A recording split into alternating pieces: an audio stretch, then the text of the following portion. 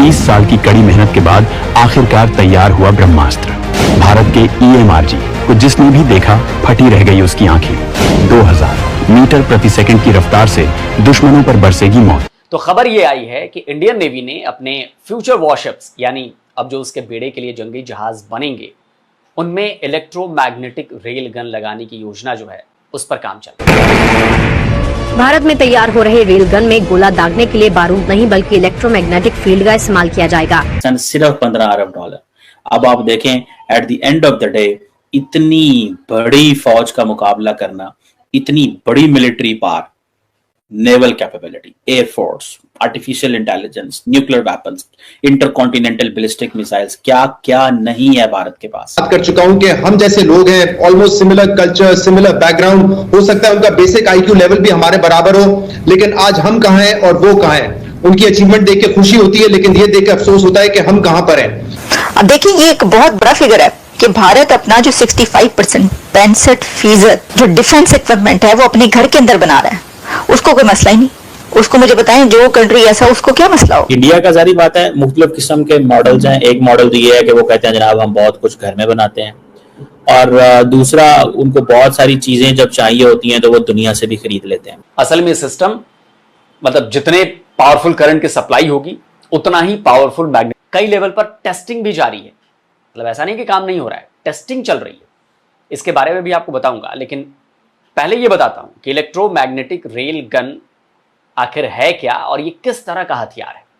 देखिए, electromagnetic rail gun सामान्य gun system से एक बिल्कुल अलग टेक्नोलॉजी पर काम करती है। जैसा कि नाम से साफ है, इस सिस्टम में इलेक्ट्रोमैग्नेटिक पावर का इस्तेमाल किया जाता है। और ये गन कैसे काम करती है वो आप समझिए। इसके बैरल में 2 पैरेलल कंडक्टर्स लगे होते हैं जिन्हें रेल कहा जाता है। इनके बीच में प्रोजेक्टाइल लगाया जाता है। जब इसके एक रेल में हाई इलेक्ट्रिक करंट सप्लाई किया जाता है तो ये करंट प्रोजेक्टाइल, जिसे आर्मेचर भी कहा जाता है, उससे होता हुआ दूसरे रेल तक पहुंचता है। नेगेटिव और पॉजिटिव चार्ज के मिलने से वहां पर एक इलेक्ट्रोमैग्नेटिक फील्ड बन जाती है और यही इलेक्ट्रोमैग्नेटिक फील्ड प्रोजेक्टाइल को तेज गति के साथ आगे बढ़ा देती है या यूं कहेंगे फायर कर देती है। इसे लॉरेंस फोर्स भी कहा जाता है। और गजब की बात यह है कि इलेक्ट्रोमैग्नेटिक फील्ड की वजह से लॉन्च किया हुआ प्रोजेक्टाइल 7 मैक, जी हां, आवाज की गति से 7 गुना तक की स्पीड हासिल कर सकता है। असल में सिस्टम मतलब जितने पावरफुल करंट की सप्लाई होगी उतना ही पावरफुल मैग्नेटिक सिस्टम होगा और प्रोजेक्टाइल उतनी ही फोर्स से लॉन्च होगा। अब इसके प्रोजेक्टाइल की बात करते हैं। इलेक्ट्रोमैग्नेटिक रेलगन सिस्टम में आम प्रोजेक्टाइल का इस्तेमाल नहीं किया जाता है। इसके प्रोजेक्टाइल में एक्सप्लोजिव प्रोपेलेंट या वॉरहेड नहीं होता है। असल में इलेक्ट्रोमैग्नेटिक रेलगन के आर्मेचर या प्रोजेक्टाइल एल्यूमिनियम या टंगस्टन का इस्तेमाल होता है। उसमें ये आर्मेचर काइनेटिक फोर्स से दुश्मन के शिप्स या जो दूसरे स्ट्रक्चर्स हैं उस पर हमला करते हैं। ये फोर्स, ये ताकत इतनी जबरदस्त होती है कि टारगेट बुरी तरह से क्षतिग्रस्त हो जाता है और इसके लिए किसी विस्फोटक की भी जरूरत नहीं पड़ती। इन प्रोजेक्टाइल्स को खासतौर पर पेनिट्रेट करने के लिए डिजाइन किया जाता है। 7 मैक की स्पीड, काइनेटिक फोर्स और पेनिट्रेशन कैपेबिलिटी की वजह से ये मजबूत से मजबूत स्ट्रक्चर की कई लेयर्स को भी आसानी से भेद देता है।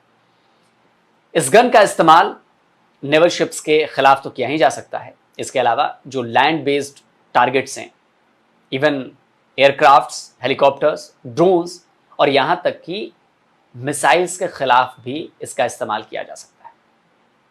इंडियन नेवी को भी 6 मैक से अधिक की स्पीड और 100 नॉटिकल मील यानी करीब करीब 185 किलोमीटर की रेंज तक सटीक हमला करने में सक्षम इलेक्ट्रोमैग्नेटिक रेलगन चाहिए और वो अपने पार्टनर के साथ, जो पार्टनर्स होंगे इनके, इन्हीं पॉइंट्स पर बात कर रही है। नेवी गाइडेड प्रोजेक्टाइल्स के विकल्प भी तलाश रही है।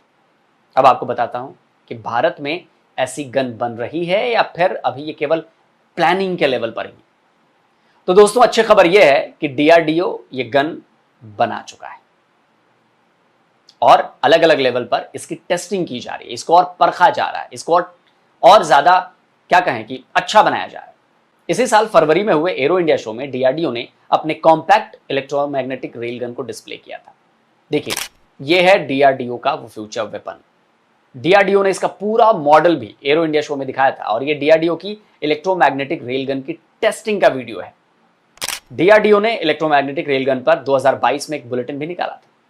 इसमें रेलगन सिस्टम की पूरी डिटेल्स, उसकी एक एक जानकारी दी गई थी। इसमें उन प्रोजेक्टाइल्स की तस्वीरें भी थी जिसे डीआरडीओ ने अपनी गन के लिए इस्तेमाल किया था या इस्तेमाल कर रहा है। देखिए, और डीआरडीओ के अलावा दोस्तों भारत के कल्याणी डिफेंस लिमिटेड में भी एक रेल गन डेवलपमेंट प्रोग्राम पर काम किया जा रहा है। इस वेपन में किसी तरह के एक्सप्लोजिव का इस्तेमाल नहीं होता, इसलिए यह हाई एक्सप्लोजिव वेपन से किफायती होता है। अपनी जबरदस्त स्पीड और पेनिट्रेशन कैपेबिलिटी की वजह से यह बहुत ज्यादा घातक भी है। भारत के अलावा और भी कई देश इस टेक्नोलॉजी पर काम कर रहे हैं। अमेरिका ने तो 2016 में ही अपने नेवी को रेलगन से लैस कर दिया है। बीएई सिस्टम्स की यह रेलगन 18 किलोग्राम तक के प्रोजेक्टाइल को 7.5 मैक की स्पीड से दागने की यानी कि फायर करने की क्षमता रखती है। इस गन की रेंज पता है कितनी? करीब करीब 400 किलोमीटर। जापान ने तो इसी साल अप्रैल में अपने एक नेवल शिप जेस असुका पर रेलगन डिप्लॉय किया है। बताया जाता है कि यह रेलगन 6.5 मैक की स्पीड से प्रोजेक्टाइल दाग सकती है और इसके एक बैरल की लाइफ जो है वो 120 राउंड्स है।